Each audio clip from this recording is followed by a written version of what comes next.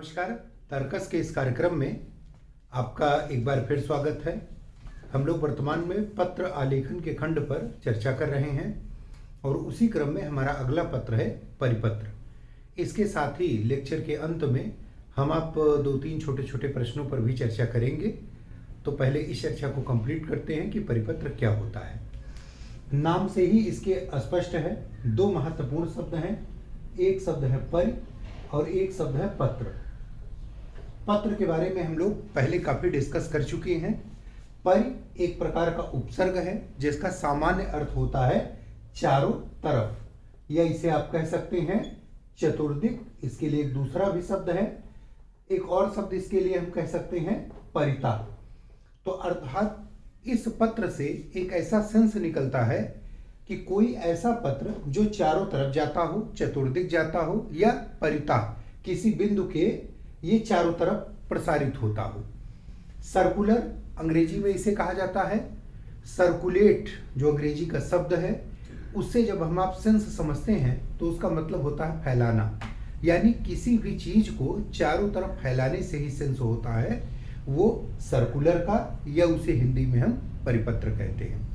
अब हम देखते हैं कि इस पत्र में क्या ऐसी खासियत होती है कि इसे चारों तरफ प्रसारित करने की आवश्यकता होती है, और यदि इस पत्र को लिखा जाए तो कैसे लिखा जाए, उसकी विषय वस्तु क्या रखा जाए। यहाँ पर हम अपनी चर्चा एक क्रम से शुरू करते हैं। सबसे पहले देखते हैं कि इस पत्र का उद्गम कहाँ से होता है।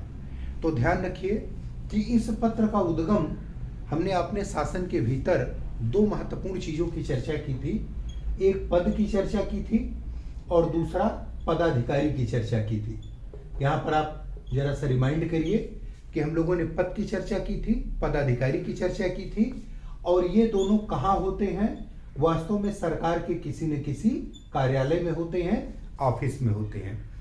हमने देखा कि शासकीय पत्र पद से उद्गमित होता है, अर्धशासकीय पत्र पदाधिकारी के स्तर से उद्गमित होता है, और आगे चलकर हम आप पढ़ेंगे कि कुछ ऐसी चीजें हैं जैसे कार्यालय आदेश, कार्यालय ज्ञाप, ये कार्यालय के स्तर से उद्गमित होता है। अभी हम लोगों ने इसका अध्ययन नहीं किया है, आगे इसको करेंगे। तो अब यहाँ पर तीन चीजें हो गई, पद, पदाधिकारी, और ये दोनों कार्यालय में है। इस पत्र का जो उद्गम होता है परिपत्र का, या पद के भी स्तर से हो सकता है, पदाधिकारी के भी स्तर से हो सकता है, और कार्यालय के भी स्तर से हो सकता है। इनमें से किसी एक जगह से इसका उद्गम कहाँ से होगा? इनमें से किसी एक जगह से होगा, चाहे पद से हो जाए, चाहे पदाधिकारी से हो जाए, चाहे कार्यालय से हो जाए। तो एक बात यहाँ पर क्लियर हो गई।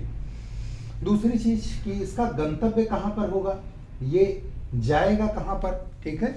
तो जब इसके जाने की बात हम समझते हैं तो ये जो परिपत्र वाली अवधारणा थी या सर्कुलर वाली अवधारणा थी वो यहाँ पर स्पष्ट हो जाती है कि इसका गंतव्य वास्तव में अनेक हो जाता है, ठीक है।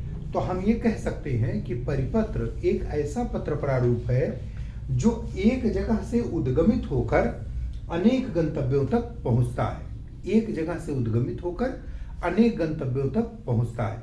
कैसे अनेक गंतव्यों तक पहुंचता है, इसके लिए अगर हम इसके संचालन को भी समझ लें तो ये अवधारणा हमारी स्पष्ट हो जाएगी।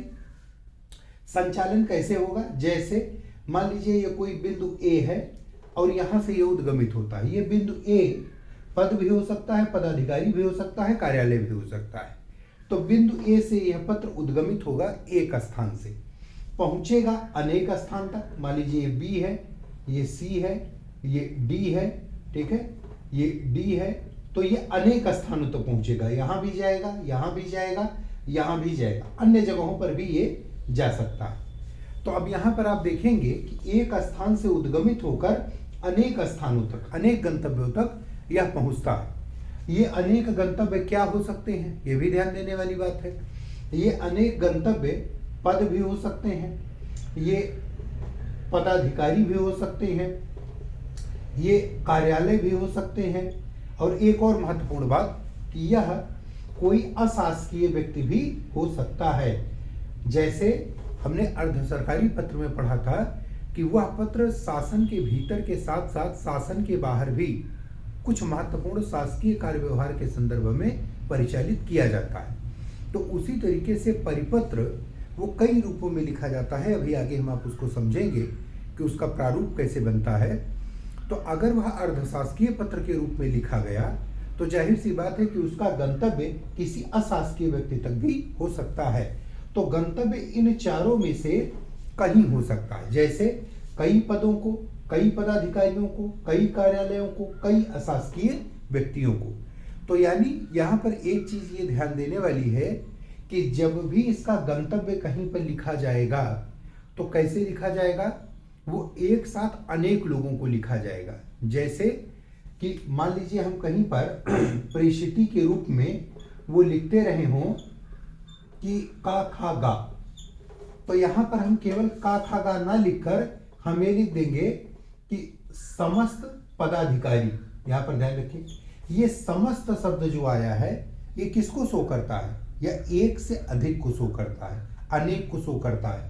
तो इस समस्त शब्द से यह पता चल जाएगा कि इसका गंतव्य एक नहीं है बल्कि अनेक है। और इसका संचालन जब हम देखेंगे तो ये कैसे दिखाई दे रहा है, जैसे आपने अपने दैनिक जीवन में टार्च का उपयोग देखा होगा कि जब आप टार्च को ऑन करते हैं तो देखते हैं कि उसका प्रकाश उद्गमित तो एक बिंदुओं से होता है, लेकिन धीरे धीरे वह फैलता हुआ अनेक बिंदुओं तक जाता है। देखिए वही संरचना आपको यहाँ पर दिखाई दे रही है। और इसी को हमने संचालन के लिए क्या कहा था, मल्टी डायमेंशनल। जब हम आप इस पर डिस्कस कर रहे थे तो मैंने इसी को कहा था मल्टी डायमेंशनल, या इसी को हमने कहा था बहुआयामी। तो एक चीज अभी क्लियर हो गई है कि इसका संचालन कैसा होगा, बहुआयामी होगा, मल्टी डायमेंशनल होगा। यह एक बिंदु से उद्गमित होकर अनेक बिंदुओं से जाएगा। उद्गम इसका पद भी हो सकता है, पदाधिकारी भी हो सकता है, कोई कार्यालय भी हो सकता है। और गंतव्य इसका इन चारों में से पद, पदाधिकारी, कार्यालय के अतिरिक्त किसी अशासकीय व्यक्ति को भी हो सकता है। तो ये बात यहाँ तक क्लियर हो गई। अब हम देखते हैं कि इस पत्र का जो प्रारूप होता है वह प्रारूप इसका कैसे बनता है और इसकी भाषा शैली कैसी होती है। तो जब इस पत्र के प्रारूप के संबंध में हम आप चर्चा करते हैं तो जैसे मैंने अर्धशासकीय पत्र या शासकीय पत्र में एक लाइन ये कही थी कि उसका प्रारूप नियत होता है और औपचारिक होता है। ठीक है, हम लोगों ने चर्चा की थी कि जो शासकीय पत्र है या अर्धशासकीय पत्र है उसका प्रारूप नियत और औपचारिक होता है। लेकिन जब हम परिपत्र के विषय में चर्चा करते हैं तो इसका प्रारूप नियत नहीं होता है। यहाँ पर ध्यान रखना है कि इसका प्रारूप नियत नहीं होता है। औपचारिक तो मान लीजिए शासन में लिखे जाने वाले सारे प्रारूप होते हैं, इसलिए औपचारिक शब्द के साथ हम छेड़छाड़ नहीं करेंगे, वो ठीक है। लेकिन इसका प्रारूप नियत नहीं होता है।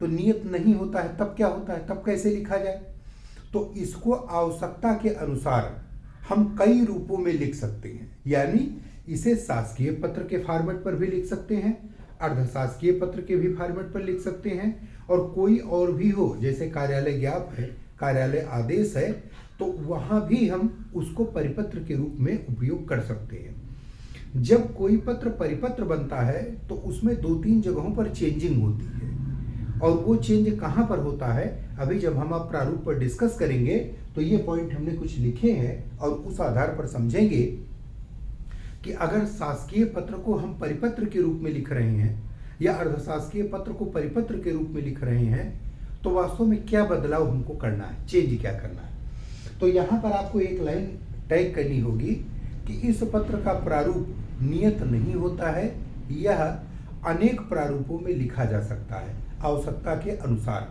शासकीय पत्र के रूप में, अर्धशासकीय पत्र के रूप में, या कार्यालय ज्ञाप के रूप में, कार्यालय आदेश के रूप में, तो अनेक रूपों में लिखा जा सकता है। अब जब यह अनेक रूपों में लिखा जाएगा तो यह उसी पत्र के फॉर्मेट पर लिखा जाएगा, अर्थात जहां प्रेषक, प्रेषिती, विषय, पत्र संख्या इत्यादि का उल्लेख करते थे तो ये उसी फॉर्मेट पर आधारित हो जाएगा। अब यहाँ एक चीज आप ध्यान दीजिए कि जब हमने कहा कि इसका उद्गम कहाँ से होता है, तो अगर कोई परिपत्र हम लिख रहे हैं जिसका उद्गम पद से हो तो जाहिर सी बात है कि वह शासकीय पत्र के फॉर्मेट पर परिपत्र लिखा जाएगा। यदि हम ऐसा कोई पत्र लिख रहे हैं जो पदाधिकारी के स्तर पर उद्गमित हो तब जाहिर सी बात है कि वह अर्धशासकीय पत्र के फॉर्मेट पर होगा। और कार्यालय से अगर हम कोई पत्र उद्गमित लिख रहे हैं जैसे कार्यालय ज्ञाप या कार्यालय आदेश, और उसको परिपत्र बनाना चाह रहे हैं तो उसका फॉर्मेट कैसा हो जाएगा, जैसे ज्ञाप और आदेश का होता है। तो अगर आप उद्गम के बिंदुओं को ध्यान रखेंगे और ये समझेंगे कि इसका प्रारूप नियत नहीं होता है, तब वह जिस पॉइंट से उद्गमित होगा उसी का प्रारूप वह धारण कर लेगा। और जब उसी का प्रारूप वह धारण कर लेगा तब जाहिर सी बात है कि उसकी भाषा भी और उसकी शैली भी, ये दोनों कैसी हो जाएगी, जिस प्रारूप में वह लिखा जाएगा। तो यानी प्रारूप और भाषा शैली वह जिस रूप में वह लिखा जाएगा उसी रूप में वह हो जाएगा। तो यहां पर एक चीज आप ध्यान रखिए कि इस पत्र का अपना कोई निश्चित प्रारूप नहीं है, अपनी कोई भाषा नहीं है, अपनी कोई शैली नहीं है। यदि आप ऐसा परिपत्र लिख रहे हैं जिसको उद्गम आप पद से दिखा रहे हैं, पद से, और गंतव्य भी पद को, अनेक पदों को हो जाए, तो वहां पर प्रारूप कैसा हो जाएगा, शासकीय पत्र का, और भाषा शैली कैसी हो जाएगी, शासकीय पत्र की। सीधी सी बात। अगर पदाधिकारी के स्तर पर लिख रहे हैं तो प्रारूप कैसा हो जाएगा, अर्धशासकीय पत्र का, और भाषा शैली की विशेषताएं वही लागू हो जाएंगी जो अर्थशास्त्रीय परिपत्र पर होंगी। कार्यालय के स्तर से उद्गमित होगा तो जो कार्यालय ज्ञाप और कार्यालय आदेश में भाषा शैली और उसका फॉर्मेट होता है वही सेम यहाँ पर लागू हो जाएगा। तो इसलिए आपको एक लाइन यहाँ पर लिखनी पड़ेगी कि परिपत्र का कोई अपना निश्चित प्रारूप अथवा भाषा शैली नहीं होती है। यह पत्र जिस प्रारूप पर लिखा जाता है उसी के वैशिष्ट्य को, उसी की विशेषता को, अर्थात भाषा को, शैली को, फॉर्मेट को ग्रहण कर लेता है। तो यहाँ पर एक चीज ही आपको क्लियर होनी चाहिए। अब मुद्दा आता है कि इस पत्र का विषय वस्तु क्या होगी। ठीक है, इस पत्र की विषय वस्तु क्या होगी। तो यहाँ पर एक चीज आप थोड़ा सा और गौर करें तो आपको क्लियर हो जाएगी कि सामान्य रूप से तो इसकी विषय वस्तु शासकीय कार्य व्यवहार से ही जुड़ी होगी। अगर सामान्य भाषा में हम बात करें तो इसकी विषय वस्तु शासकीय कार्य व्यवहार से ही जुड़ी होगी। लेकिन अगर हम विषय वस्तु के साथ इस प्रारूप को भी जोड़ें, एक दोनों के बीच कनेक्शन करें, तो यह बिल्कुल क्लियर हो जाएगा कि अगर यह शासकीय पत्र के रूप में लिखा गया है, पद से जुड़ा हुआ, तो शासकीय पत्र की विषय वस्तु जो कुछ हो सकती है वो इसकी हो जाएगी। और अगर अर्धशासकीय पत्र के रूप में लिखा जाए, पदाधिकारी से अर्धशासकीय के प्रारूप भाषा शैली पर लिखा जाए, तो अर्धशासकीय पत्र के माध्यम से हम जो कार्य संपादित कर सकते हैं शासन के संबंध में वो हम इससे कर लेंगे। तो यानी इसकी विषय वस्तु भी इसके उद्गम या इसके प्रारूप और इसकी भाषा शैली का जो ये मोटिव है इसी पर पूरी तरीके से निर्भर करेगी। अर्थात आप और आसान शब्दों में समझ लीजिए कि यदि परिपत्र शासकीय पत्र के रूप में लिखा जाए तो शासकीय पत्र की विषय वस्तु जो बनती होगी, जो आपने पहले पढ़ा है, वो सब इस पर लागू हो जाएगी। यदि अर्धशासकीय में लिखा जाए तो उसकी जो विषय वस्तु आपने पढ़ी है वो इस पर लागू हो जाएगी। मोटे तौर पर हम कह सकते हैं कि शासकीय कार्य व्यवहार को ही संपादित करेगी। तो अभी आपका क्लियर हो गया कि इसका उद्गम कहाँ से होगा, गंतव्य कैसे होगा, संचालन की रीति कैसे होगी, इसका प्रारूप कैसे होगा, नियत नहीं होगा, भाषा कैसी, शैली कैसी, और विषय वस्तु के रूप में क्या चीजें होंगी। तो ये हम आप क्या करेंगे, जब विशेषता लिखेंगे तो इसी को हम आप पॉइंट आउट कर देंगे। कई सारे छात्र पूछ रहे थे कि विशेषता को हेडिंग डालकर लिखा जाए या सीधे पॉइंट आउट किया जाए। तो ऊपर आप एक हेडिंग डाल दीजिए कि परिपत्र की महत्वपूर्ण विशेषताएं या मुख्य विशेषताएं निम्नवत हैं, और फिर पॉइंट आउट करके आप चीजों को लिख दीजिए। नीचे कोई उद्गम, गंतव्य ये हेडिंग डालने की जरूरत नहीं है। मैंने आपके नोट्स में सिर्फ आपको समझने के लिए या याद करने के पर्पज से डाला है। आप सीधे उसको पॉइंट आउट करके लिख देंगे तो अच्छा रहेगा। अब इसी के आधार पर जब हम इसके संबंध में इसकी परिभाषा बनाते हैं तो उसमें कुछ महत्वपूर्ण कीवर्ड हम जोड़ते हैं और वो चीजें आ जाती हैं, जिसमें सबसे महत्वपूर्ण कीवर्ड कौन से हैं।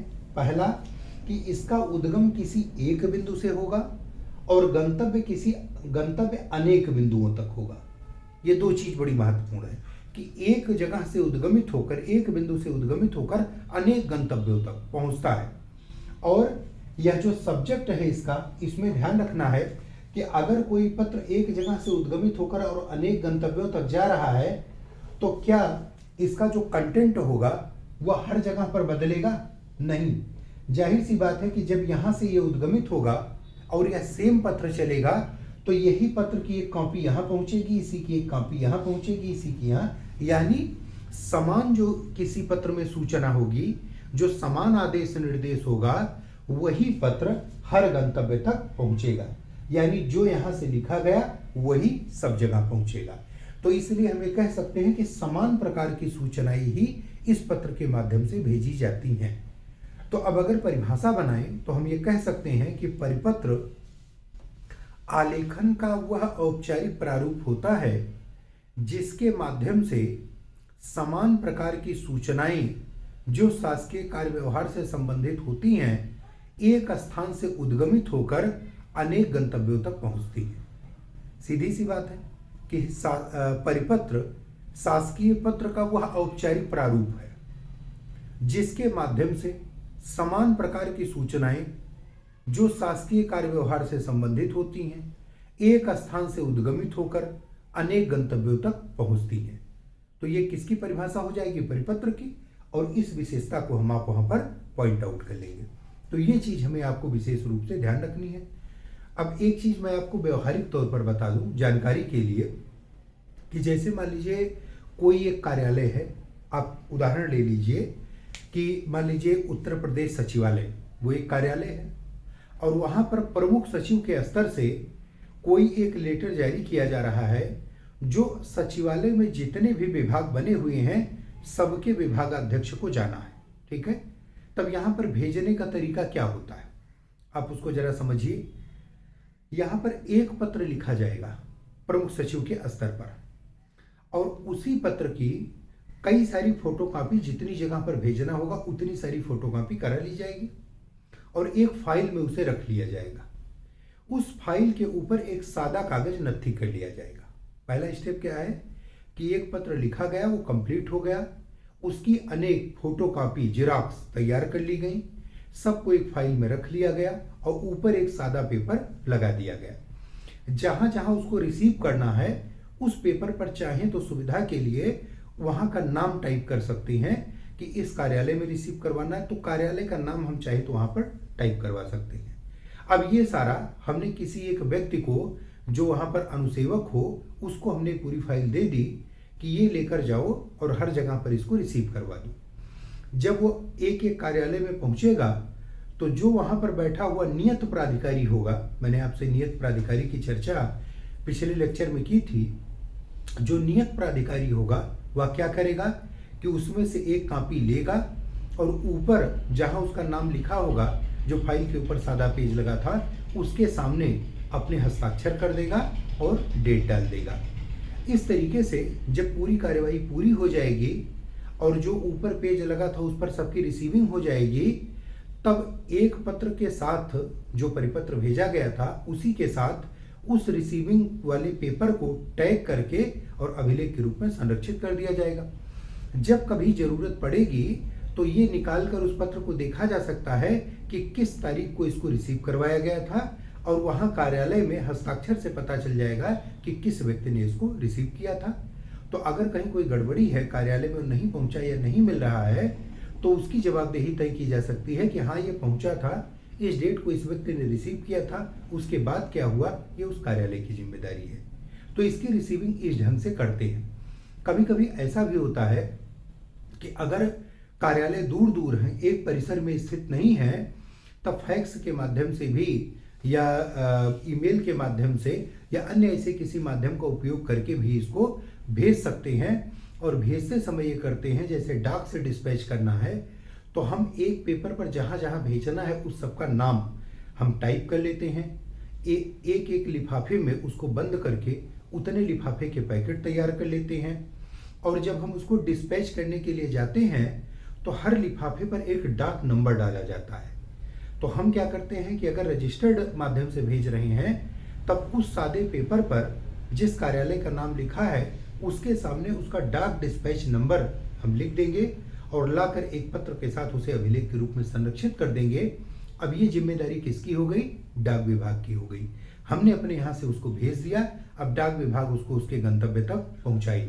तो प्रेषक कार्यालय वो अपने दायित्व से या प्रेषक व्यक्ति अपने दायित्व से मुक्त हो गया। तो अगर उसको रजिस्टर्ड डाक से भेज रहे हैं तो डाक डिस्पैच नंबर उसमें डालकर हर पत्र का सीरियल वाइज और वो रख लेंगे।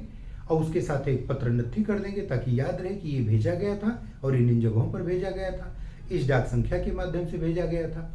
और अगर मैनुअली उसको रिसीव करवाना है तो जैसे मैंने पहले तरीका बताया कि एक पेज पर साइन कराते चले जाएंगे, सबकी रिसीविंग ले लेंगे और बाद में उसको रिसीविंग वाले पेपर को एक लेटर के साथ अटैच करके और उसको रख देंगे। तो इस तरीके से इसकी कार्यवाही संपादित करते हैं। ज़्यादातर इन्हीं दो माध्यमों से भेजा जाता है क्योंकि ये पुख्ता है।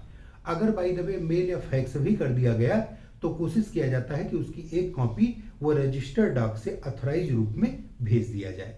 तो ये उसके भेजने का तरीका होता है। यहाँ पर एक चीज हमको ध्यान रखना है, ये केवल समझने के लिए है, लिखने के लिए आपको परीक्षा में नहीं है। तो ये केवल समझने के लिए कि व्यवहारिक रूप में हम उसे कैसे करते हैं। अब यहाँ पर एक प्रश्न और बनता है कि हमें कौन सी ऐसी जरूरत थी कि जिसके आधार पर हम एक से अधिक जगहों पर समान प्रकार की सूचनाएं प्रेषित करते हैं। ऐसी कौन सी चीज आ गई और उसी के कारण इसका महत्व कैसे हमारे पत्र व्यवहार के जीवन में, हमारे प्रशासनिक जीवन में बन पड़ा।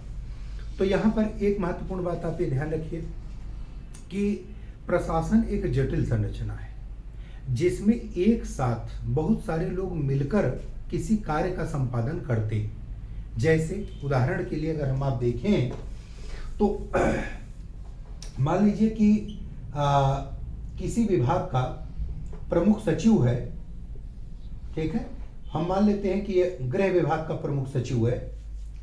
तो हो सकता है कि गृह विभाग का जो प्रमुख सचिव उत्तर प्रदेश का हो, वो उत्तर प्रदेश के जो 75 जनपद हैं, इन जनपद के जितने डीएम हो उनको वो किसी संबंध में सूचना देना चाहिए। जैसे कि मान लीजिए लॉ एंड ऑर्डर, कानून व्यवस्था, ठीक है, इस संबंध में अगर प्रमुख सचिव गृह को कोई सूचना भेजनी है कि दिवाली का अवसर आ रहा है या ईद बकरीद होली का अवसर आ रहा है और प्रदेश में शांति व्यवस्था स्थापित करने के लिए कि कहीं कोई पर वायलेंस की घटना ना हो, कोई कम्युनल इंसिडेंट ना हो या कोई बड़ी लूट और इस तरीके की घटना ना हो, तो लॉ एंड ऑर्डर मेंटेन रखने के लिए 75 जनपद के जिलाधिकारी को, पुलिस कप्तान को एक लेटर भेजना है, ठीक है। तब वहां पर प्रमुख सचिव एक लेटर टाइप करवाएंगे और उसी की प्रतिलिपि वो 75 जनपद के डीएम साहब को, एसएसपी या एसपी महोदय को भेज देंगे। यहाँ पर ये ध्यान रखिए। तो अब यहाँ पर क्या हुआ, यहाँ पर एक तो समय की बचत हो गई, दूसरा क्या हुआ, श्रम की भी बचत हो गई, कम मेहनत करनी पड़ी, कम टाइम में काम हो गया, और तीसरा संसाधन भी बचे। अब सोचिए कि अगर एक एक करके ये 75 जनपद के डीएम को और 75 जनपद के एसपी एसएसपी को लेटर लिखते तो कितना टाइम उसमें लगता। और अगर हमने एक शॉर्ट तरीका अपनाया कि अगर हमको एक ही सूचना सबको भेजनी है तो एक लेटर तैयार करके सर्कुलर के रूप में उसको पूरे राज्य में सर्कुलेट करा दिया जाए, तो समय भी बचा, श्रम भी बचा, संसाधन भी बचा। इस दृष्टि से हमको परिपत्र की आवश्यकता पड़ती है। जब समान प्रकार की सूचनाएं अनेक पदाधिकारियों को भेजना हो तब समय, श्रम और संसाधन इनके बचत करने की दृष्टि से हम परिपत्र का उपयोग कर लेते हैं। न्यूनतम समय में हमें मैक्सिमम आउटपुट वहां पर प्राप्त हो जाता है।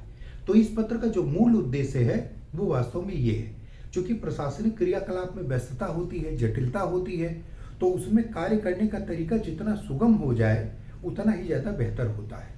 तो कई बार ऐसा होता है कि प्रशासनिक व्यस्तताओं में परिपत्र वो एक सुगम रास्ता तैयार करता है। तो इसलिए जो इसका महत्व है वो सबसे महत्वपूर्ण इसी दृष्टि से है। बाकी अभिलेख के रूप में होता है, संरक्षित रखने के योग्य होता है। अगर जिस रूप में है उस पत्र का गजट में प्रकाशन अनिवार्य है तो गजट में उसका प्रकाशन भी हो जाएगा। बतौर न्यायिक साक्ष्य भी वह उपयोग करेगा।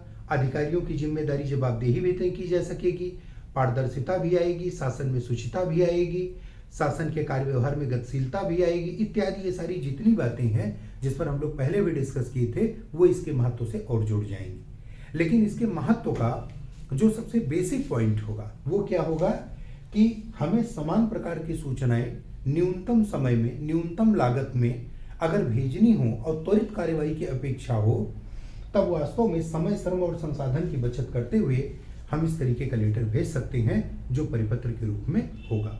तो ये इसका महत्व हो जाएगा।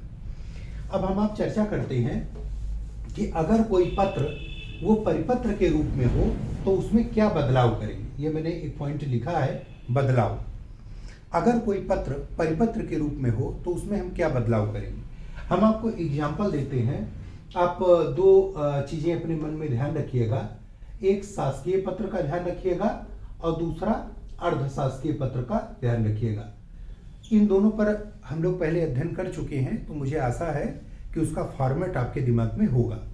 और अगर उसका फॉर्मेट आपके मन में ना हो तो आप अपना नोट्स या अपनी बुक वो सामने खोल कर रख लें और साथ साथ देखते चलें कि उसके फॉर्मेट में हमको क्या चेंज कहाँ पर करना है, वहाँ पर आप मार्क कर लीजिए। तो देखिए, शासकीय या अर्धशासकीय पत्र में हम शासकीय पत्र में डालते थे पत्र संख्या या हम डालते थे पत्रांक, यहाँ पर ध्यान रखिए। अर्धशासकीय पत्र में हम क्या डालते थे, तो इस तरीके से हम लोगों ने तय किया था कि अर्धशासकीय पत्र संख्या, यहाँ पर ध्यान रखिए। जहां पर यानी दाएं पार्श्व पर सबसे ऊपर हम लोगों ने पत्र संख्या या पत्रांक या अर्धशासकीय पत्र संख्या डाली थी। अगर इसी शासकीय पत्र को परिपत्र बनाना हो तो हम पहला परिवर्तन क्या करेंगे कि यहां पर केवल संख्या लिखेंगे, ये ध्यान रखिए। और अगर अर्धशासकीय पत्र को परिपत्र बनाना हो तब हम क्या लिखेंगे, केवल संख्या लिखेंगे। तो एक ये संख्या ऐसे भी लिख देते हैं और कहीं कहीं ऐसे भी लिख देते हैं, तो ये दोनों बातें एक ही हैं। आप चाहे शॉर्ट फॉर्म में लिखिए चाहे ऐसे लिखिए। तो पहला परिवर्तन क्या करना है, अगर कोई लेटर हमारे हाथ में आए और हमसे कोई पूछे कि ये शासकीय पत्र है या शासकीय पत्र के रूप में परिपत्र है, तो जहां हमारा पहला ध्यान जाना चाहिए, वो पहला पॉइंट क्या हो कि हम देखें जो पत्रांक संख्या पड़ी हो, कैसे पत्रांक जो पड़ा है वो कैसे पड़ा है।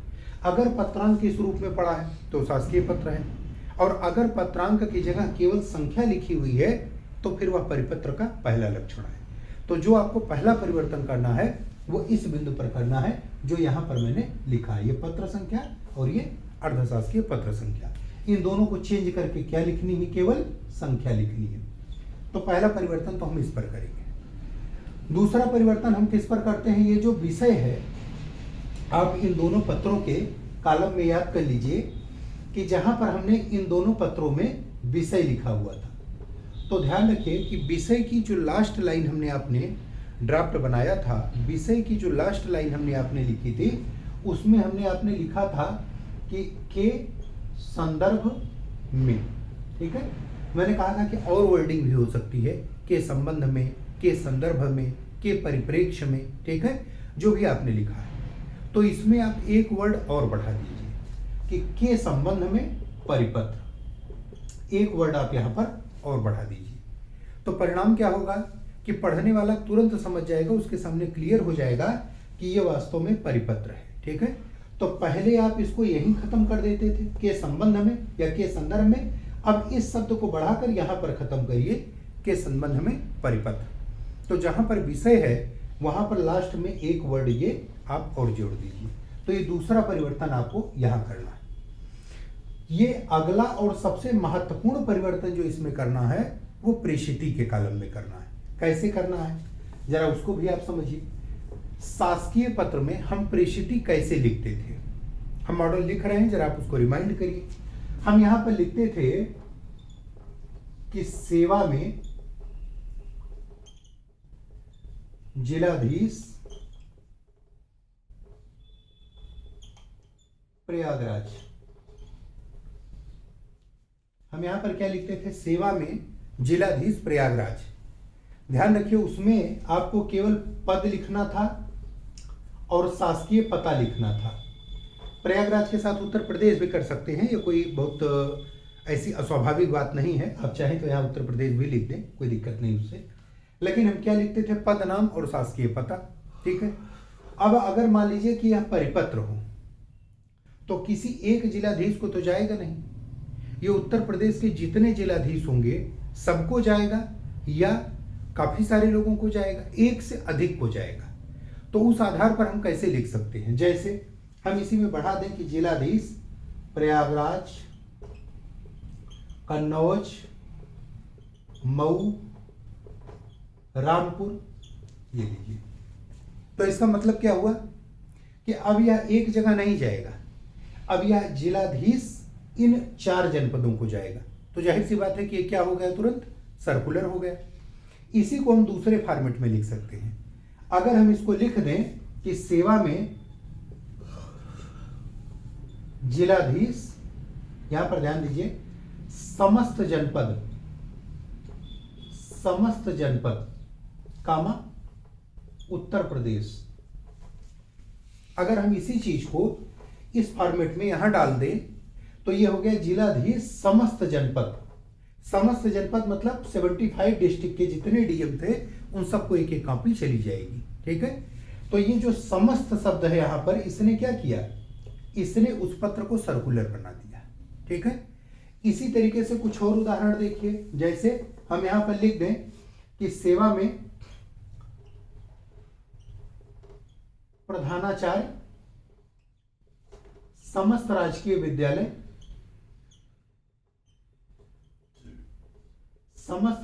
विद्यालय उत्तर प्रदेश। तो यहां देखिए प्रधानाचार्य समस्त राजकीय विद्यालय, मेरा मतलब है जो मैं आपको समझाना चाह रहा हूं वो ये कि एक से अधिक जगह पर प्रेषिति का उल्लेख होगा।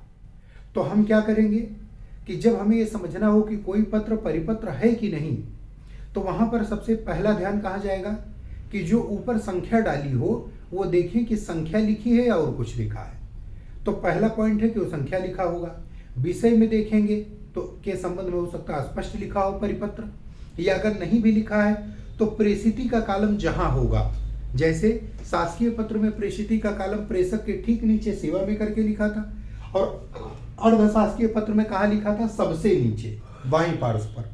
आप जरा अपना प्रारूप खोल लीजिए और देखिए कि अर्धशासकीय पत्र में जो प्रेषिति का कॉलम है, यानी जिसको पत्र जाएगा, सबसे नीचे बाएं पार्श्व पर लिखा हुआ था।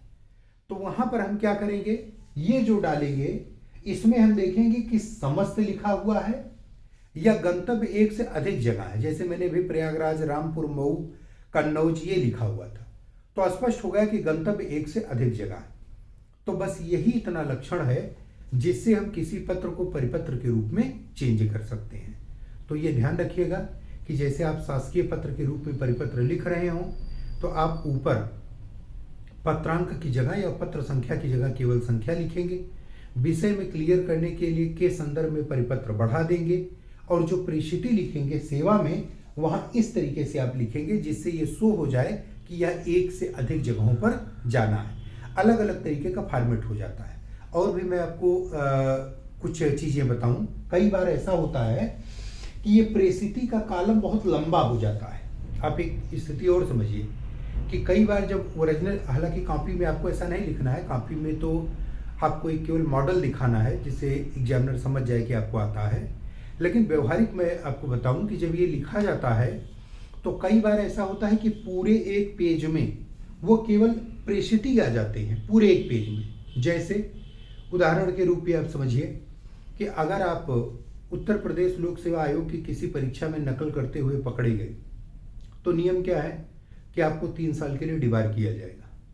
और डिबार आपको केवल उत्तर प्रदेश लोक सेवा आयोग से ही नहीं किया जाएगा, बल्कि जितनी परीक्षा एजेंसियां हैं, अब ये उनके विवेक पर निर्भर है कि वो कहाँ कहाँ भेजें। जितनी परीक्षा एजेंसियां हैं, जैसे उच्चतर शिक्षा सेवा आयोग है, माध्यमिक शिक्षा सेवा चयन बोर्ड है, ठीक है, इसके अलावा लोक सेवा आयोग अन्य जो आसपास के राज्यों के हैं जहां आपके शामिल होने की संभावना हो सकती है, वहां सब जगह आपके इस कृत्य के संबंध में एक लेटर भेज दिया जाएगा। अब वो लेटर जाहिर सी बात है किस रूप में भेजा जाएगा, परिपत्र के रूप में। तो उसको कैसे लिखा जा सकता है, उसको इस रूप में, अगर पदाधिकारी के नाम अलग अलग हैं तो उसको हम इस रूप में लिख सकते हैं। जरा एक बार आप ध्यान दीजिए, जैसे हमने लिख दिया कि निदेशक कोई यहां पर संस्थान हो गया, जो भी संस्थान का नाम हो, निदेशक यहां हो गया। दूसरे हो गए सचिव, यहां पर हमने लिख दिया माध्यमिक शिक्षा सेवा चयन बोर्ड, सचिव ये लिखेंगे यहां पर पूरा, मैं शॉर्ट फॉर्म में लिख रहा हूं लेकिन यहां पर लिखेंगे पूरा। सचिव उच्चतर शिक्षा सेवा आयोग, सचिव बिहार लोक सेवा आयोग पटना, सचिव छत्तीसगढ़ लोक सेवा आयोग रायपुर, सचिव मध्य प्रदेश लोक सेवा आयोग इंदौर। और इस तरीके से जितना हमको भेजना होगा वो इसी के नीचे हो जाएंगे। और इसके बाद कई बार मूल लेटर जो शुरू होता है दूसरे पेज से आकर शुरू होता है, तो ये कॉलम बहुत लंबा हो जाता है। जाहिर सी बात है कि ऐसा किस स्थिति में आएगा, जब ये परिपत्र के रूप में लिखा जाएगा। लेकिन परीक्षा में आपको केवल एक मॉडल चाहिए जो आपके नोट्स में दिया हुआ है, तो उसमें से कोई एक फॉर्मेट या मॉडल आप अपने हिसाब से समझ कर तैयार कर लीजिए। कई बार ऐसा भी कहा जाता है कि कार्यालय आदेश के रूप में परिपत्र का प्रारूप बनाइए, या अर्धशासकीय पत्र के प्रारूप पर परिपत्र का प्रारूप बनाइए। तो वहां पर फिर ये ध्यान रखना है कि जो अर्धशासकीय पत्र है उसके आधार पर हम प्रारूप बनाएं, बस चेंज कर लें, जहां पर पत्र संख्या डालते थे वो, जहां विषय डालते थे वो, और जहां परिस्थिति लिखते थे वहां पर समस्त पदाधिकारी या सचिव, समस्त जो भी लिखना हो आपको विभाग का नाम, तो इस तरीके से करके डालेंगे तो ये चीज आपकी यहाँ पर क्लियर हो जाएगी। तो ये आपका परिपत्र है और ये इसका प्रारूप है जिसको आपको भेजना है। दूसरी जो महत्वपूर्ण चर्चा हमको आपको करनी थी वो एक विषय पर और करनी थी कि किसी पत्र की प्रतिलिपि क्या होती है। ये चीज आप ध्यान रखिए कि किसी पत्र की प्रतिलिपि क्या होती है। तो प्रतिलिपि का मतलब सीधे सीधे क्या हो सकता है? प्रतिलिपि का मतलब सीधे सीधे जेरॉक्स कॉपी हो सकती है, यानी कि हम उसकी एक हिसाब से छाया प्रति भी कह सकते हैं, और हिंदी में आप समझना चाहें तो आप कह सकते हैं कि यह इसकी फोटो कॉपी है। ये ध्यान रखिए, ठीक है। प्रतिलिपि से जो हम आप संबंध समझते हैं वो क्या समझते हैं? यही समझते हैं। अब प्रतिलिपि क्यों भेजी जाती है, मैंने पहले किसी लेक्चर में थोड़ा सा इसको डिस्कस किया था, लेकिन यहाँ आप एक बार अच्छे से समझ लीजिए कि किसी भी विषय की प्रतिलिपि भेजने की आवश्यकता क्यों पड़ती है, ठीक है। तो पहला कारण कि प्रशासन एक नेटवर्क है, पूरी तरीके से एक संजाल है जिसमें एक अधिकारी नहीं होते हैं, अनेक अधिकारी होते हैं। जैसे उदाहरण के लिए कि अगर हमने कहा कि लॉ एंड ऑर्डर, कानून व्यवस्था, वो किसी एक जनपद के संबंध में कोई पत्र भेजा जाना। अब आप कल्पना करिए कि कानून व्यवस्था से कौन कौन जुड़ा होता है। जाहिर सी बात है कि इस जनपद में कोई न कोई कमिश्नर साहब होंगे, वह भी जुड़े होंगे, लॉ एंड ऑर्डर उनकी भी जिम्मेदारी होगी। डीएम साहब होंगे, इनकी भी जिम्मेदारी होगी। एसएसपी साहब होंगे, एसपी साहब होंगे, इनकी भी जिम्मेदारी होगी। इसके अलावा एसडीएम साहब लोग होंगे, सीओज होंगे, इनकी भी जिम्मेदारी होगी, ठीक है। यानी अगर एक जगह पर कहीं कानून व्यवस्था हमको मेंटेन करनी है तो जाहिर सी बात है कि उस बिंदु पर बहुत सारे अधिकारी जुड़े होते हैं और सब रिस्पॉन्सिबल होते हैं। जैसे किसी जनपद के किसी एक थाना क्षेत्र में कोई घटना हो जाए तो क्या केवल वह थाना अध्यक्ष उसके लिए जिम्मेदार होगा? नहीं, वह क्षेत्र जिस जनपद में पड़ता होगा वहां का डीएम, वहां का एसएसपी, जिस तहसील में पड़ता होगा, जिस सर्किल में पड़ता होगा वहां का एसडीएम, वहां का क्षेत्राधिकारी पुलिस, ये सब उसके लिए रिस्पॉन्सिबल होंगे। तो ऐसे संबंध में जब अधिकारीगण अपने दायित्वों की पूर्ति करते हैं तो वो कोशिश करते हैं कि संपर्क भले दो माध्यमों के बीच हो, लेकिन यदि कोई महत्वपूर्ण मसला है तो उसकी प्रतिलिपि अन्य लोगों को भी भेज दी जाए। जैसे उदाहरण के लिए कि मान लीजिए डीएम साहब वो एसएसपी साहब को लॉ एंड ऑर्डर के मसले पर कोई लेटर भेजते हैं, ठीक है। जिलाधिकारी की तरफ से वरिष्ठ पुलिस अधीक्षक को कानून व्यवस्था के मसले पर कोई लेटर भेजा जाता है, ठीक है। अब ये प्रेषक हो गए और ये प्रेषिती हो गई। तो प्रेषिती का कॉलम जहां आप लिखेंगे वहां आप लिखेंगे वरिष्ठ पुलिस अधीक्षक उस जनपद का नाम, प्रेषक जहां लिखेंगे जिलाधीश और उस जनपद का नाम, ठीक है। अब इन दोनों ने जो कार्रवाई की, क्या उस कार्रवाई की वैधता के लिए यह उचित नहीं होगा कि मात्र संज्ञान में रखने के लिए या अगर उससे जुड़ी कोई आवश्यक कार्रवाई हो या अवलोकन करने के लिए हम इसमें कमिश्नर साहब को भी इन्वॉल्व कर लें, या जो वहाँ के एसपी सिटी हों, अगर उस सिटी का मामला हो तो हम एसपी सिटी को भी इन्वॉल्व कर लें, या हो सकता है कि उसके संबंध में शासन से कोई गाइडलाइन प्राप्त हुई हो तो डीएम साहब एसएसपी के साथ जो कम्युनिकेशन करें उसकी सूचना, चूंकि ऊपर के लोग मॉनिटर कर रहे हैं तो उसकी सूचना वह ऊपर शासन में भी भेज दें। इससे क्या होगा कि डीएम साहब अपने दायित्व से और ज़्यादा मुक्त हो जाएंगे। क्यों? कल को कोई गड़बड़ी होगी तो ये होगा कि कमिश्नर साहब की भी जानकारी में थी, शासन में बैठे लोगों की भी जानकारी में थी, और एसपी सिटी की भी जानकारी थी। इसी तरीके से एसएसपी साहब भी ये जान जाएंगे कि अगर कोई लेटर हमको प्राप्त हुआ है, उसकी प्रतिलिपियां कई जगह गई हैं, तो जाहिर सी बात है कि कई सारे लोग उस पर मॉनिटर कर रहे हैं। तो इससे कार्य का दायित्व तो बढ़ जाता है, जवाबदेही बढ़ जाती है। अगर यह सूचना ना दें तो ये संभव है कि कल को कमिश्नर साहब कोई बात गड़बड़ हो जाए और जवाब तलब करेंगे तो कहेंगे कि मुझे तो पता ही नहीं है कि आपने क्या पत्र व्यवहार किया, क्योंकि डीएम साहब कोई अपने घर का तो काम कर नहीं रहे हैं, शासन का काम कर रहे हैं। और जब मीटिंग होगी, जवाबदेही होगी, तो कमिश्नर साहब तो कहेंगे मुझे पता ही नहीं है कि आपने एसएसपी साहब को कोई लेटर भेजा था कि नहीं, मुझे तो आपने अवगत कराया नहीं। तो यहाँ पर यह जरूरी है कि अवगत कराने के लिए हम ये लेटर भेज दें। तो इसके लिए क्या होगा कि डीएम साहब प्रतिलिपि के माध्यम से इसको कमिश्नर साहब को भी भेज सकते हैं, या कोई और भी इत्यादि हो तो उसको भी भेज सकते हैं। तो प्रेषक ये होंगे, प्रेषिती ये होंगे, लेकिन प्रतिलिपि के माध्यम से इसकी सूचना हम यहाँ पर भेज सकते हैं। अब यहाँ पर आप एक कंफ्यूजन दूर कर लीजिए, नहीं तो वो कंफ्यूजन आपको आगे और परेशान करेगा। अभी हमने आपको परिपत्र पढ़ाया और परिपत्र में हमने कहा कि एक से अधिक जगहों पर भेजा जा रहा है। यहाँ पर ये भी आप ध्यान दीजिए कि एक से अधिक जगहों पर भेजा जा रहा है। तो आपको लगेगा कि फिर परिपत्र भेजने में या प्रतिलिपि के माध्यम से पत्र भेजने में अंतर क्या है। अगर दोनों से हम अधिक जगहों पर पत्र भेज रहे हैं तो इसी को हम परिपत्र बना के भेज दें, ठीक है, ऐसा भी हो सकता है। तो प्रतिलिपि की आवश्यकता क्यों है, या प्रतिलिपि के माध्यम से जब हम भेज ही रहे हैं तो फिर परिपत्र की आवश्यकता क्यों है, ये कंफ्यूजन मन में आता है।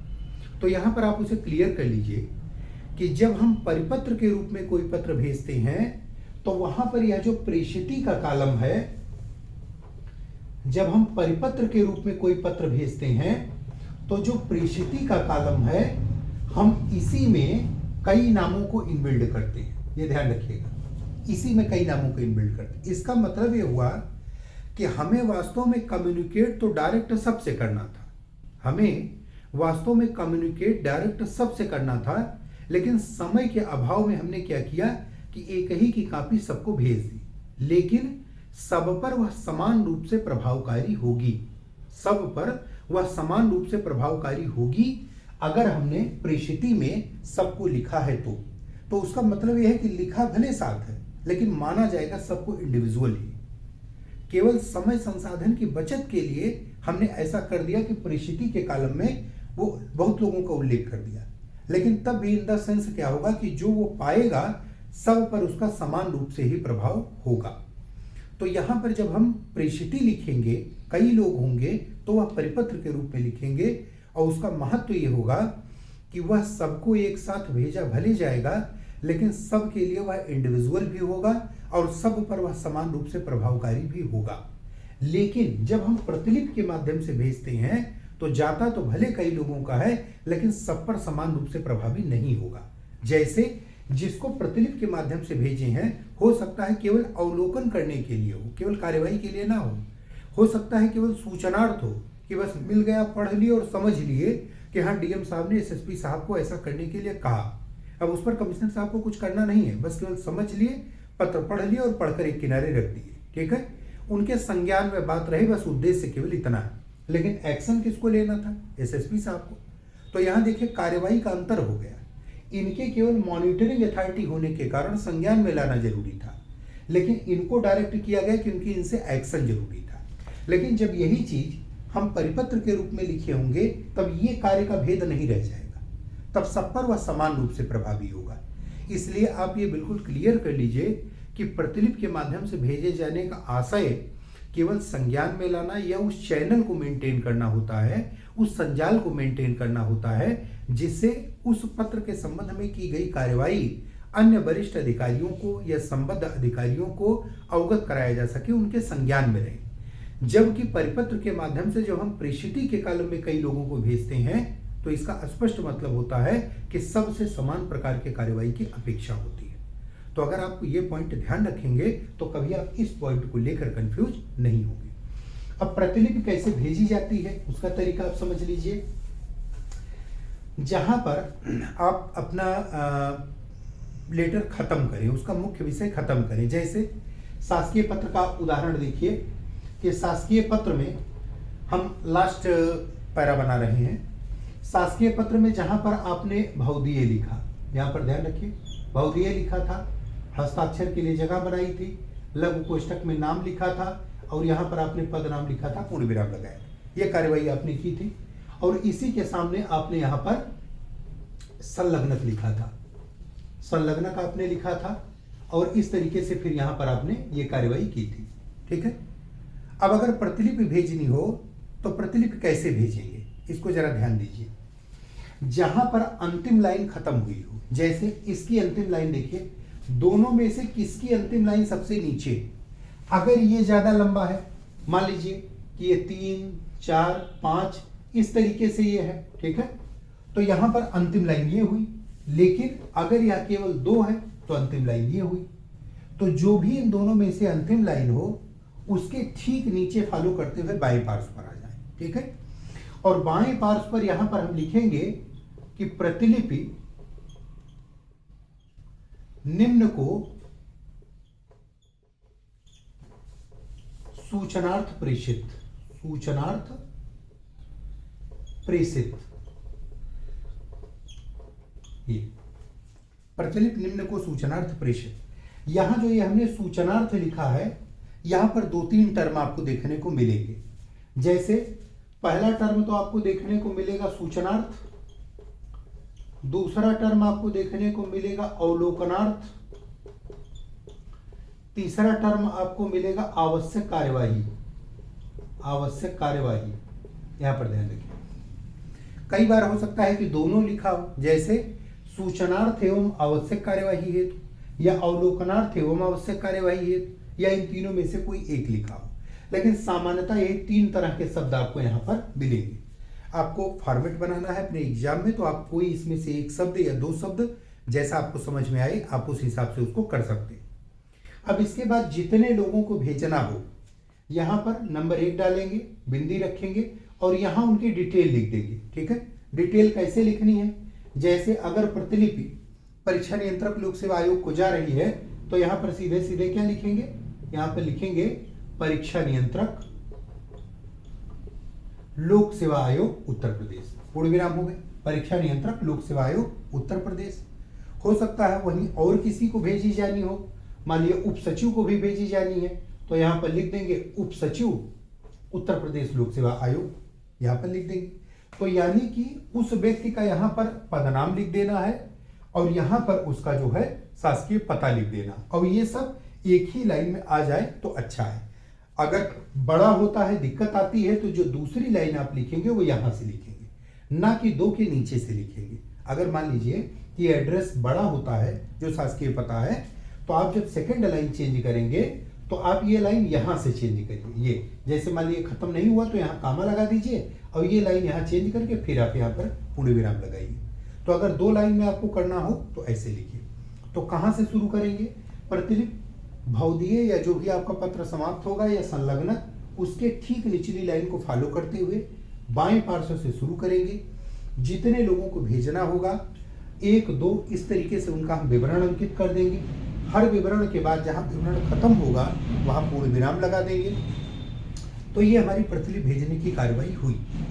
लेकिन अभी इसमें एक महत्वपूर्ण चीज और बची है, वो क्या है, जब हमने आपको ये भवदीय पढ़ाया था या भवनिष्ठ पढ़ाया था तो बताया था कि ये इसलिए किया गया है क्योंकि इसके ऊपर जितनी बातें लिखी गई हैं, जो कंटेंट आपने लिखा है, वो अथराइज तब तक नहीं माना जाएगा जब तक जो रिस्पॉन्सिबल पर्सन हो वो यहाँ पर साइन ना करे।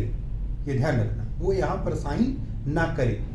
जब यहाँ पर वो हस्ताक्षर कर देगा, नाम मुहर ये सब लग जाएगी, तो इसका मतलब ऊपर जो लिखा गया है वो उसके लिए रिस्पॉन्सिबल हो गया। लेकिन जहां दस्तखत की गई है उसके नीचे के लिए वो रिस्पॉन्सिबल नहीं होगा। उसके नीचे आप कुछ भी बढ़ा दीजिए तो उसके लिए रिस्पॉन्सिबल नहीं होगा।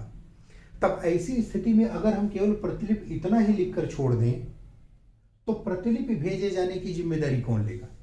क्योंकि शासन में अगर 1 रुपये भी खर्चा होगा, 1 लेटर भी कहीं जाएगा, एक छोटा सा भी काम होगा, तो उस पर किसी न किसी की जिम्मेदारी जरूर तय होनी चाहिए। अब अगर आप प्रतिलिपि भेज रहे हैं तो जाहिर सी बात है कि यहाँ जिम्मेदारी भी किसी की आपको तय करनी होगी। तो अब प्रतिलिपि भेजने के लिए कौन जिम्मेदार हो सकता है, ये ध्यान रखिए। मोटा मोटी आप ये ध्यान रखिए, उसमें और ज़्यादा टेक्निकलिटी है, लेकिन चूंकि बहुत ज़्यादा डिटेल में बताने पर भी कई बार आपको कन्फ्यूजन होता है, इसलिए परीक्षा की दृष्टि से मैं आपको सिंपल तरीका बताता हूं कि जो उस पत्र का प्रेषक हो, आप उसी को प्रतिलिपि भेजने के लिए जिम्मेदार बना दीजिए। सीधी सी बात है, कोई कंफ्यूजन नहीं, कोई दिक्कत नहीं। प्रतिलिपि भेजने के लिए आगे फिर कभी अगर दूसरा कोई डायमेंशन इसका आएगा तो मैं वहां उसकी चर्चा करूंगा, लेकिन आज के लिए आप सिर्फ इतना जानिए, एक सिंपल तरीका जो आपको एग्जाम में याद रखने में सुलभता होगी कि जो प्रेषक होगा उसी को आप प्रतिलिपि भेजने की जिम्मेदारी दे दीजिए। ठीक है, तो अब प्रेषक का एक उल्लेख तो वहां आया होगा जहां पर आपने प्रेषक का कॉलम बनाया होगा, दूसरा उल्लेख उसका कहां आया होगा, जहां यह भवदीय या अर्धशासकीय पत्र में भवनिष्ठ करके आपने हस्ताक्षर मोहर कराया। तो अब एक बार इसका फिर उल्लेख किया जाएगा और वह प्रतिलिपि भेजने के लिए किया जाएगा। तो इसी को ठीक नीचे फॉलो करते हुए आप फिर यहां आ जाइए दाहिने पार्श्व पर, और यहां जो हम शब्द लिखते हैं, जैसे यहां आपने औपचारिक शब्द भवदीय लिखा है, वैसे यहां जो औपचारिक शब्द लिखते हैं वो क्या होता है, आज्ञा से। ठीक है, यानी प्रतिलिपि जो भेजी जाती है वो ऑर्डर से भेजी जाती है, आज्ञा से भेजी जाती है। तो इसलिए जब कोई चीज ऑर्डर से किया जा रहा है, आदेश से किया जा रहा है, तो वहां पर्टिकुलर हम क्या लिखते हैं, आज्ञा से। तो आप एक चीज ये दिमाग में ध्यान रखिए कि जब भी कहीं प्रतिलिपि भेजी जाएगी तो उसके लिए इस जगह पर आज्ञा से ही शब्द लिखा होगा, कोई अन्य नहीं। यहां पर भवदीय हो जाए, भवनिष्ठ हो जाए, कुछ भी ना हो कई पत्रों में, वो सब अलग बात है। लेकिन यदि प्रतिलिपि भेजी गई है तो आप इतने का सिस्टम अलग समझ लीजिए कि यदि प्रतिलिपि भेजी गई होगी तो नीचे आज्ञा से ही लिखा जाएगा, इसके अलावा कोई अन्य वर्ड नहीं लिखा जाएगा। अब क्या करना है कि हस्ताक्षर के लिए जगह बना दीजिए। यहां पर लघु कोष्ठक में जो प्रतिलिपि भेजने की आज्ञा दिया है उसका नाम लिख दीजिए और यहां पर उसका पद नाम लिख दीजिए। कभी कभी यहां पूर्ण विराम लगा देते हैं और कभी कभी नहीं लगाते हैं, तो दोनों स्थिति है। आपने लगा दिया है तो भी कोई दिक्कत नहीं है, नहीं लगाया तो भी कोई दिक्कत नहीं है। इसको आप इशू मत बनाइए, न इसको लेकर कंफ्यूज होइए। अब जाहिर सी बात है कि यह हस्ताक्षर भी इन्हीं का होगा, यह नाम भी इन्हीं का आ जाएगा दोबारा, और पदनाम भी इन्हीं का आ जाएगा दोबारा, है ना। तो ऐसी स्थिति में जो प्रेषक हों, आप उन्हीं के लिए केवल यहाँ पर प्रतिलिपि भेजने के लिए जिम्मेदार बना दीजिए। इससे आप किसी प्रकार की उलझन में नहीं रहेंगे। वैसे प्रतिलिपि भेजने के लिए और लोग भी अथराइज होते हैं, लेकिन उनकी चर्चा जब ऐसा कोई लेटर आएगा तब मैं आपसे करूंगा, नहीं तो उसमें कन्फ्यूजन क्रिएट होगा। तो अभी आप केवल इतने पर अपने माइंड को सेट करिए कि आपको इतनी बात समझनी है और इसी पर अभी एक दो लेटर लिखकर आपको अभ्यास करना है। तो जो आपने प्रेषक बनाया हो उसी प्रेषक का यहाँ पर भी होगा और यहाँ पर भी होगा। आप देखिए ये 3 लाइनें नीचे की सेम रहेंगी, यहाँ भवदीय हो जाएगा, यहाँ आज्ञा से हो जाएगा। आज्ञा से के बाद कोई कामा नहीं लगाना है, भवदीय के बाद भी कोई कामा नहीं लगाना है, ये ध्यान रखिए। किसी पत्र में लगा दिया गया होगा, वास्तविक पत्र में भी लगा दिया गया होगा तो त्रुटि है, क्योंकि वास्तविक पत्र जब लिखा जाता है तो बहुत ज़्यादा कोई ग्रामर पर ध्यान नहीं देता है। लेकिन जब आपको परीक्षा में लिखना है तो वो लिखना है जो उसका शुद्धतम रूप है। बाद में अब व्यवहार में क्या करें वो एक अलग चीज़ है, ठीक है। लेकिन एग्जाम में जो सिद्धांत है, जो उसका मूल नेचर है, आपको वही चीज़ यहाँ पर शो करनी है, तो इस तरीके लिखा जाएगा। अब इसी में ध्यान दीजिए कि अगर अर्धशासकीय पत्र में लिखा गया होता तब क्या होता। तो अर्धशासकीय पत्र में सामान्य रूप से प्रतिलिपि नहीं भेजी जाती है। अर्धशासकीय पत्र में सामान्य रूप से प्रतिलिपि नहीं भेजी जाती। क्यों नहीं भेजी जाती, उसका कारण समझिए। क्योंकि वह पत्र व्यक्तिगत होता है, उसमें कोई गोपनीय मामला भी हो सकता है। तो व्यक्तिगत महत्व का होने के कारण उसकी प्रतिलिपि भेजा जाना आवश्यक नहीं है, ठीक है। लेकिन यदि किसी मामले में बहुत विशेष परिस्थितियों में ऐसी आवश्यकता पड़ जाए तो जहां आपने यहाँ श्री करके और ये कॉलम बनाया था, तो ये लाइन जहां खत्म होगी उसके नीचे प्रतिलिपि भेजने की कार्रवाई करेंगे। इसी तरीके से जब हम कार्यालय ज्ञाप पढ़ेंगे तो कार्यालय ज्ञाप में भी वो प्रेषिति के लिए यही लिखा जाता है। तो आप इसे अर्धशासकीय पत्र ना समझकर कार्यालय ज्ञाप भी समझ सकते हैं। तो वहां भी प्रेषिती का कॉलम इसी ढंग से लिखा जाता है और प्रतिलिपि भेजने की कार्रवाई फिर उनके नीचे हम करेंगे। तो अब एक चीज क्लियर हो गई कि प्रतिलिपि क्या होती है। वो उसी पत्र की कॉपी होती है जिसको किसी एक व्यक्ति की आज्ञा से भेजा जाता है। किसको भेजा जाता है? जो प्रेषक और प्रेषिती के उस कार्यदायित्व से जुड़े हुए थर्ड पार्टी होती है, थर्ड पर्सन होता है, उसे भेजा जाता है। भेज देने से सुविधा क्या रहती है? प्रशासन कोई घर का काम नहीं है, एक सार्वजनिक कार्य है, और अगर कोई उसमें विवाद आता है, कोई दिक्कत की स्थिति पैदा होती है, तो वो संबंधित अधिकारियों के संज्ञान में रहता है। इसलिए महत्वपूर्ण पत्रों की प्रतिलिपियां उस कार्य व्यवहार से जुड़े संबंधित अधिकारियों को भेज दी जाती है। अब यहाँ जो मैंने आपको बताया कि परिपत्र के प्रेषक में कई लोगों को भेजा जाता है और प्रतिलिपि के माध्यम से जब कई लोगों को भेजा जाता है, तो दोनों में बुनियादी अंतर क्या है? प्रेषक के कॉलम में जब कई लोग होते हैं परिपत्र में, तब इसका मतलब कि वह लेटर सब पर समान रूप से प्रभावी है, सबको समान कार्रवाई की ही अपेक्षा है, उसमें सब के लिए वह इंडिविजुअल इन द सेंस होगा, लेकिन समय और श्रम के कारण या संसाधन की बचत के कारण हमने उसको एक साथ सेंड कर दिया है। लेकिन जब प्रतिलिपि के माध्यम से भेजा जाएगा तो सबकी समान रिस्पॉन्सिबिलिटी नहीं होगी, रिस्पॉन्सिबल केवल प्रेषक और प्रेषिती होंगे। प्रतिलिपि पाने वाला व्यक्ति हो सकता है केवल मात्र अवलोकन के लिए या सूचना के लिए संज्ञान में लेने के लिए ही रिस्पॉन्सिबल हो, तो उसकी जिम्मेदारी यहीं पर होगी, उसके आधार पर आप उसे दोषी नहीं ठहराएंगे। परिपत्र के प्रेषक में, प्रेषिती में यदि कई लोग हैं, उसमें से कोई गलती करे तो आप उसे जवाबदेह ठहरा देंगे। लेकिन प्रतिलिपि में अगर आपने किसी को मात्र अवलोकनार्थ भेजा है और उसने उस पर कोई कार्रवाई नहीं की या ध्यान नहीं दिया, तो आप ये नहीं कह सकते हैं कि मैंने आपको प्रतिलिपि भेजी थी, आपने ध्यान नहीं दिया। ठीक है, आपने मात्र संज्ञान। तो ये दोनों में बुनियादी अंतर है जिसे आपको ध्यान रखना चाहिए। तो हम लोगों ने इस विषय पर यहाँ पर चर्चा किया, और एक महत्वपूर्ण चीज आपकी और थी कि इस पत्र में जितने भी हम आप शासकीय पत्र पढ़ेंगे या सरकार से जुड़े हुए पत्र पढ़ेंगे, उनकी एक अपनी निश्चित शब्दावली होती है। जैसे आपने देखा कहीं भवदीय आ रहा है, कहीं भवनिष्ठ आ रहा है, कहीं उपर्युक्त विषय में आ रहा है, कहीं के संदर्भ में आ रहा है, कहीं निर्देश आ रहा है, कहीं निवेदन, कहीं आग्रह, कहीं अपेक्षा, कहीं प्रेषण, प्रेषिती, प्रेषक, ठीक है, प्रतिलिपि, सूचनार्थ, आवश्यक कार्यवाही हेतु। ठीक है, तो ये चीजें जो है, या कुछ विभागों के नाम जैसे प्रमुख सचिव स्वास्थ्य एवं परिवार कल्याण मंत्रालय भारत सरकार, प्रमुख सचिव गृह विभाग उत्तर प्रदेश शासन, ठीक है, या जिलाधीश प्रयागराज उत्तर प्रदेश। तो ऐसे जो टर्म हैं ये वास्तव में आपको ध्यान रखना चाहिए। पत्र की शब्दावली विशिष्ट प्रकार की होती है क्योंकि एक निश्चित मानकीकृत रूप में उसका व्यवहार किया जाता है, तो इसलिए मानक शब्दों का ही उसमें उपयोग किया जाता है। जैसे उदाहरण के लिए एक दो शब्द मैं आपको चर्चा कर दूं, बता दूं। जैसे कहीं हो सकता है कि सामान्य रूप से आप लिख रहे हो भेजा गया, लेकिन जब आप पत्र में लिखेंगे तो आप लिखेंगे प्रेषित किया गया। ठीक है, यहां पर ध्यान रखिए, प्रेषित किया गया। कहीं पर आप सामान्य रूप से लिख रहे हो तो आप लिख रहे हो कि उसके संबंध में सहमति देने हेतु, सहमति देने हेतु। ठीक है, लेकिन यहां सामान्य भाषा में क्या लिख सकते हैं? अनुमोदनार्थ। कहीं पर आप हो सकता है लिख रहे हो कि देखने हेतु।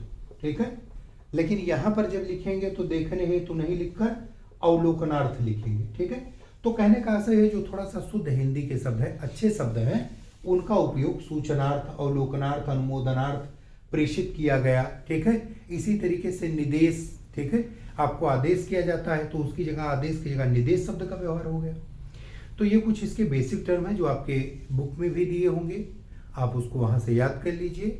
और यह विभिन्न पत्रों को पढ़ते समय आप अपना एक छोटा सा नोटबुक बना लीजिए। जब भी इस प्रकार के टर्म आपको मिले तो आप उनका ठीक ठीक अर्थ या तो किसी से पूछ लीजिए, डिक्शनरी में खोज लीजिए और अपनी कॉपी में लिख लीजिए। इससे हिंदी के शब्द भंडार की आपकी क्षमता भी बढ़ेगी। वाक्यांश के लिए एक शब्द में भी आपने ऐसे बहुत सारे सामासिक शब्दों को देखा होगा। तो अच्छे शब्दों की आप व्यक्तिगत स्तर पर एक सूची बना लीजिए, उनको याद कर लीजिए, उनको अपने मन में रखिए। जब कभी आप बोलेंगे, लिखेंगे, भाषा का प्रयोग करेंगे, तो अगर आपने ऐसा पहले कोई वर्क कर रखा है तो आपके व्यवहार में वो चीज़ें दिखाई देंगी और इससे दूसरों से आपकी कॉपी भी अलग लगेगी, आपका व्यवहार, आपका बोलने का तरीका वो भी अलग लगेगा। लेकिन इसके लिए आपको थोड़ा सा ग्राउंड पर वर्क करना होगा। तो जब आप किसी पत्र को पढ़िए, कोई अच्छी बुक पढ़िए, तो ऐसे महत्वपूर्ण शब्दों को छांट लीजिए। तमाम सारे ऐसे सरकारी दस्तावेज होते हैं, योजनाएं होती हैं, जिसमें इस प्रकार के जो शासन प्रशासन में प्रयोग किए जाने वाले शब्द हैं और प्रशासकीय शब्दावली भी आप हिंदी अंग्रेजी की तैयार कर रहे होंगे, तो उन शब्दों को आप नोटिस कर लीजिए और उनको डिक्शनरी से खोज कर उनका ठीक ठीक अर्थ जान लीजिए। तो ये आपके लिए काफ़ी उपयोगी रहेगा। आप इस आधार पर उसको कर लीजिएगा। और दूसरी महत्वपूर्ण चर्चा की कुछ प्रश्नों के स्वरूप पर हमको आपको चर्चा करनी थी, लेकिन अभी मैं सोच रहा हूँ कि 1-2 लीटर आपके और हो जाएं, जो सबसे महत्वपूर्ण है, जिसमें अनुस्मारक, कार्यालय ज्ञाप, कार्यालय आदेश और विज्ञप्ति कम से कम इतना हो जाए, तब प्रश्न के टाइप पर चर्चा करें और उसके बाद टिप्पणी प्रतिवेदन पर उसके बाद में चर्चा कर लेंगे। एक महत्वपूर्ण सूचना और कि बहुत सारे लोगों ने कमेंट बॉक्स में किया था कि निबंध के लिए भी क्लासेस शुरू करिए, तो जल्द ही निबंध के लिए भी मैं कुछ कर रहा हूँ, क्लासेज आपकी शुरू करूँगा। मेरा खुद भी बहुत मन है कि मैं निबंध पर आपको पढ़ाऊँ, लेकिन समय की कमी के चलते या कार्य की व्यस्तता के चलते कई बार आप देखते हैं कि जो रूटीन वर्क है उसमें थोड़ी बाधा आती है।